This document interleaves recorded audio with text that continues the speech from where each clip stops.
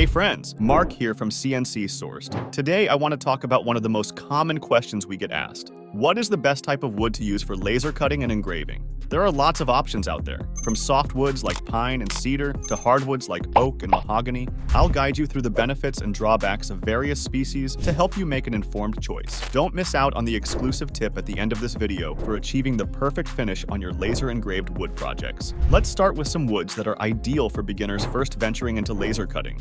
Woods like birch, maple, and cherry are all great options here. Birch has a nice smooth texture thanks to its uniform grain that makes achieving clean cuts easy. It also has a light color that stands out well when you add engraved details. Maple, meanwhile, takes on a great darkened tone when laser engraved. This helps engraved areas pop with good contrast. Maple also finishes well, which will let your projects have a nice polished look once complete. Lastly, cherry brings possibly the most eye-catching natural aesthetics. Ranging from deep reds to pale yellows, it has tons of built-in visual appeal. Like maple, laser engraving also produces plenty of color contrast against the backdrop shade. That covers some of the best hardwoods, but you can also use softwoods to great effect with lasers. Softwood comes from conifer trees instead of broadleaf deciduous trees, but not all softwoods are created equal when it comes to laser compatibility. Let's explore why certain softwoods really shine. Balsa earns its reputation as king of model building for good reason. As one of the lightest commercial woods available, it's a cinch to engrave cleanly even with less powerful lasers. Balsa also costs only a fraction of what hardwoods do, so you can experiment freely. With its neutral light tones, it's also a blank canvas for adding vivid colors with custom laser engraving effects.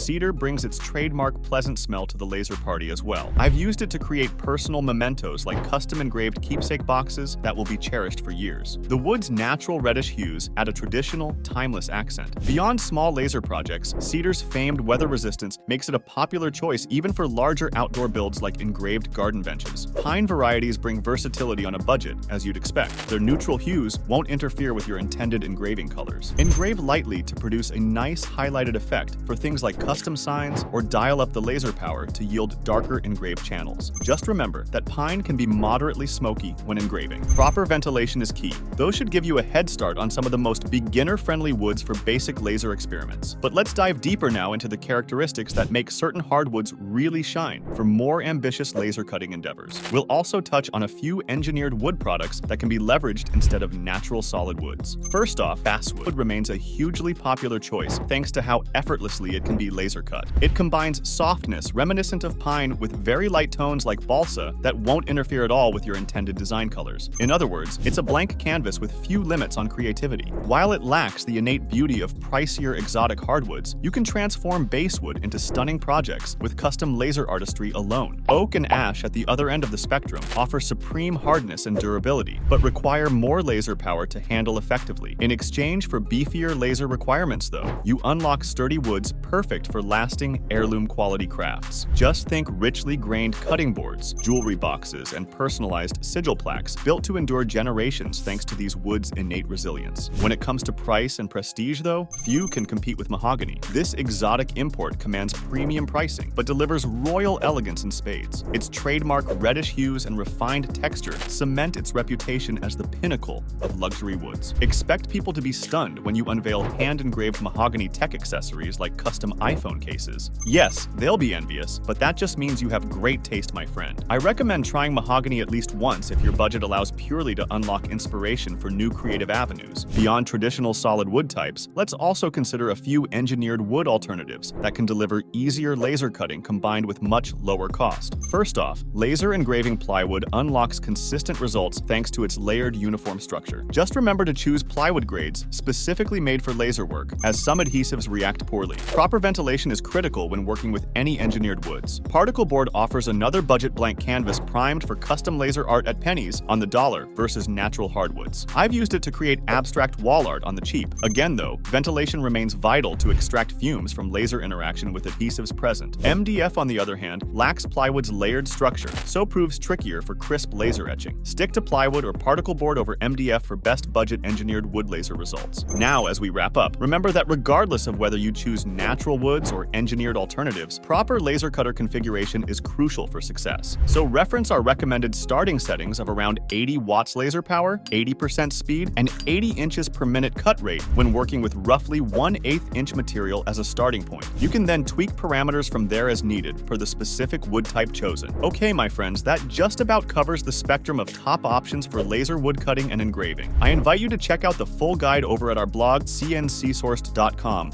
to explore this topic more fully. You'll find recommended settings for various wood species as well as more examples of engraving techniques and final finishing methods to make your projects really gleam. Let me know what you thought of this high-level overview, though, by leaving a comment below. Have you worked much with engraving woods before? What was your favorite type to use, and what project did you make? I may highlight some of your creations in a future video or blog. Looking forward to hearing about your adventures with this incredibly versatile fabrication technique. Thanks for watching, and I'll see you next time.